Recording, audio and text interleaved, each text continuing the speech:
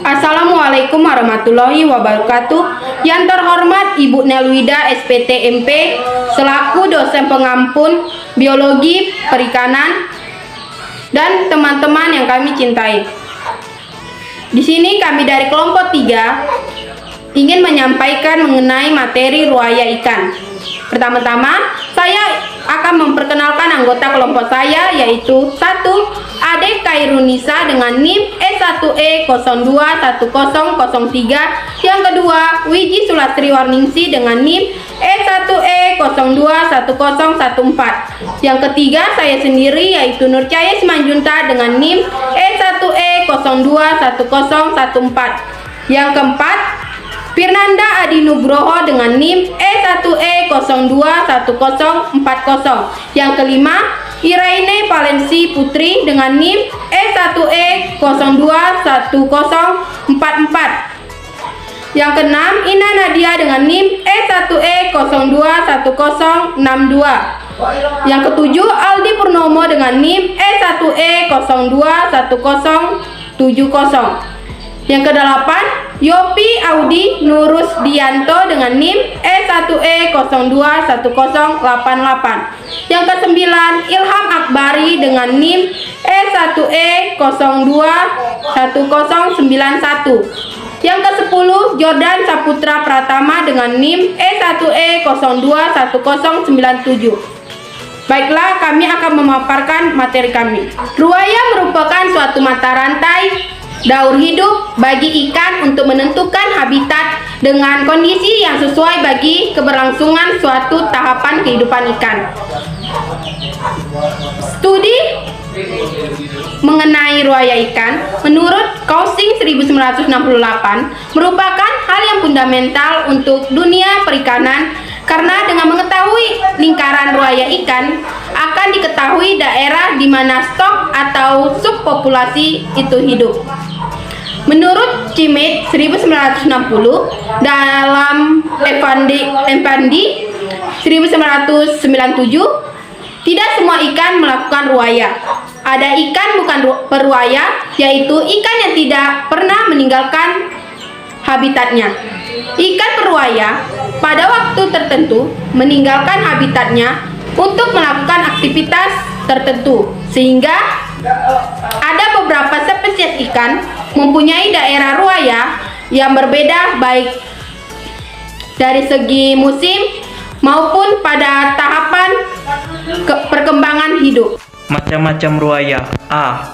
Ruaya pemijahan. Pergerakan ruaya ikan ke daerah pemijahan mengandung tujuan penyesuaian dan keyakinan ke tempat yang paling menguntungkan untuk perkembangan telur dan larva. Sejak telur dibuahi sampai menetas terus menjadi larva merupakan saat yang kritis, karena mereka tidak dapat menghindarkan diri dari serangan predator.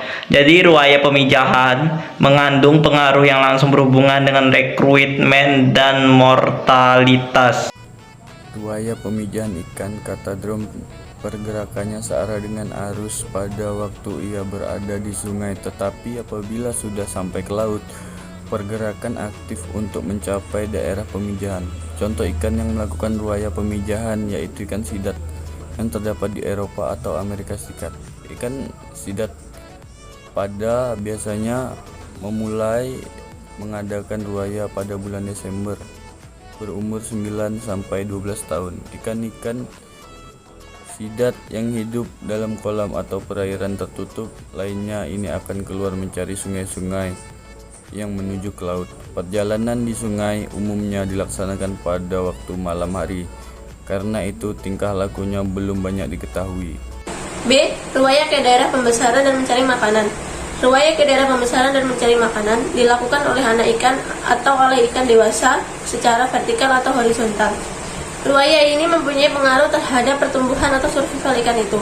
Anak ikan atau larva ikan laut dan air tawar melakukan ruaya denetan, berasal dari pemijahan dan secara arus, secara positif dari daerah pemijahan ke daerah pembesaran atau ke daerah makanan. Ruaya pengungsian. Ruaya pengungsian adalah ruaya yang menghindarkan diri dari tempat kondisi tidak baik atau meninggalkan tempat daerah makanan beruaya ke tempat yang kondisi buruk, tetapi diperlukan untuk melengkapi daur hidupnya sebagai awal ruaya pemijahan. Di daerah yang bermusim 4 ada ikan yang melakukan ruaya overwintering, yaitu pada musim dingin pergi meninggalkan tempat daerah makanannya menuju ke daerah lain. Demikian juga pada ikan-ikan tawar, setelah menyelesaikan masa makanannya di daerah makanan yang baik dengan kondisi tubuh yang baik akan beruaya overwintering.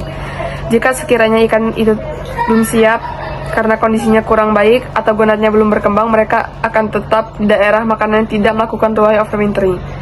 Namun sebenarnya ada juga ikan yang membutuhkan overwintering untuk melengkapi daur hidupnya, tetapi mereka melakukan juga overwintering karena untuk menghindari diri dari predator pada musim tersebut, atau tempat itu memang benar-benar berbahaya yang dapat menyebabkan kematian.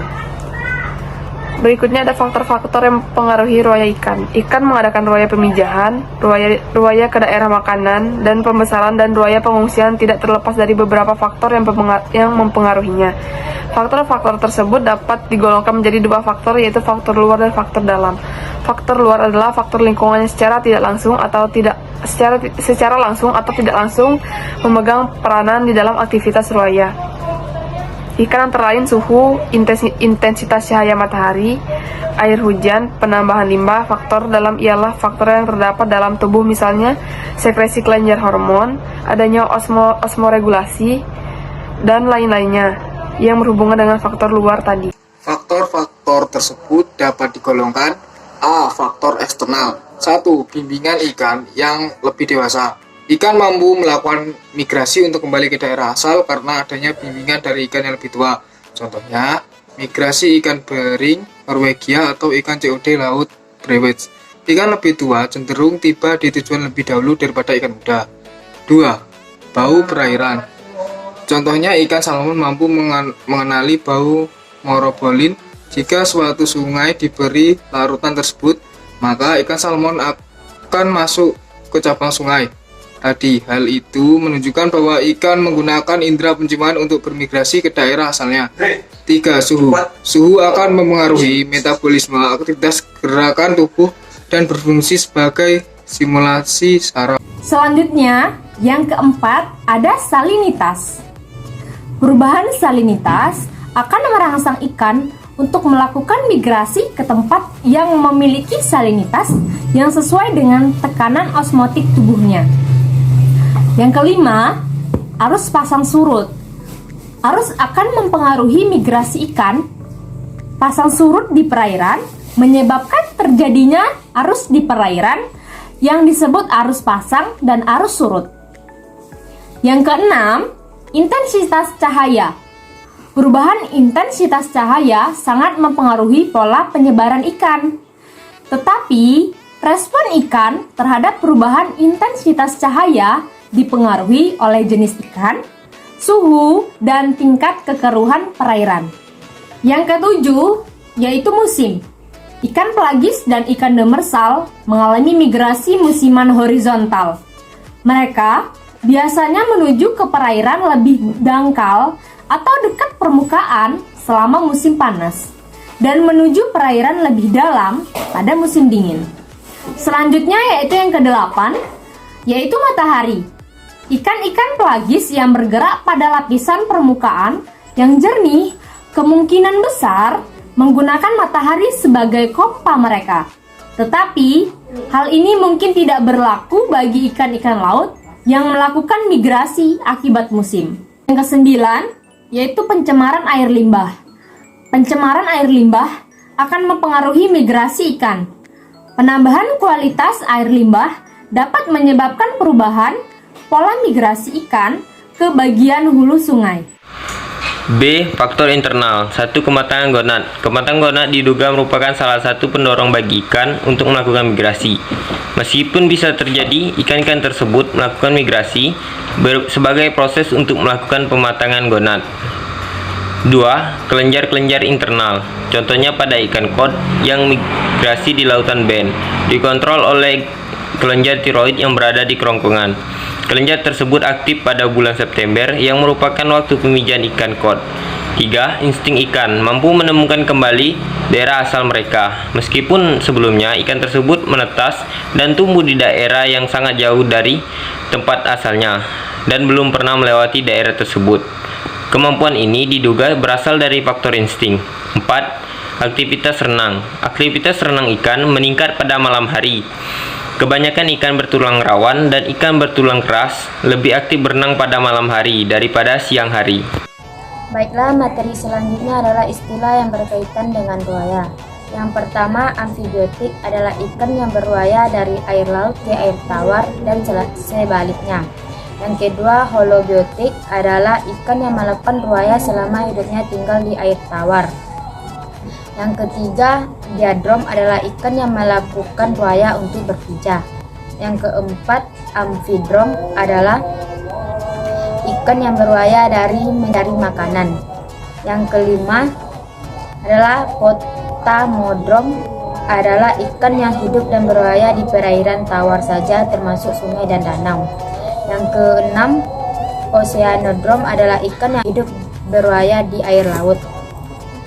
Yang ketujuh, batidrom adalah ikan yang beruaya di perairan dalam.